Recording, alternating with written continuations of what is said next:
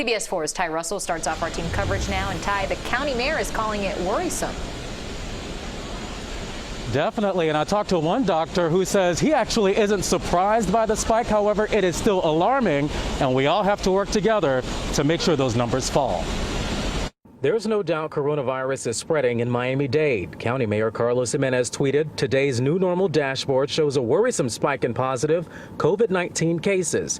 For this reason, our police is enforcing new normal rules, such as masks in public places and social distancing with zero tolerance." Call 3054 police to report violation. We were expecting a spike in the fall in September when the winter starts coming in.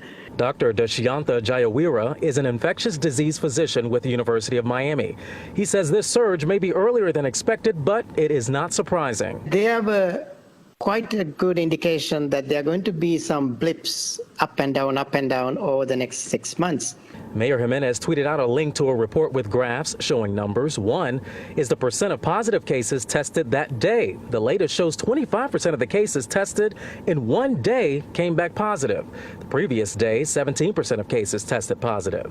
You can't just say that it's a testing bias. There is a genuine increase in the numbers.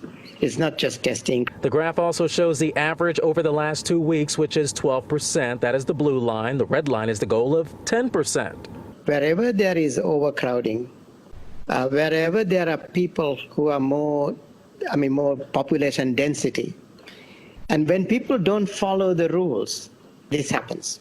The data may show recent numbers, but Dr. Jayaweera says it's a reflection of about 2 weeks ago. And if we want cases to fall, he says behavior has to change today, and then the numbers will show that impact 2 weeks from now. If we only think that this is not going to happen to me, it'll happen to somebody else.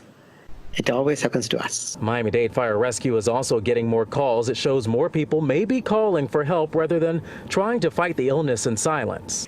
At the same time, we feel comfortable that we have a better understanding of the disease and we are better at treating the disease. So that's one of the reasons that more people are going to hospital. Hospital admissions are also up in Miami-Dade. However, leaders have not waved the red flag. The county believes there are still enough available beds and ICU beds for those in need. The doctor is also recommending and making sure that people cover their nose and mouth when wearing the mask. And he says when he's at a restaurant, the only time he actually takes off his mask is when he's actually eating, even though he's sitting at the table. We are live in the city of Miami. I'm Ty Russell, CBS 4 News.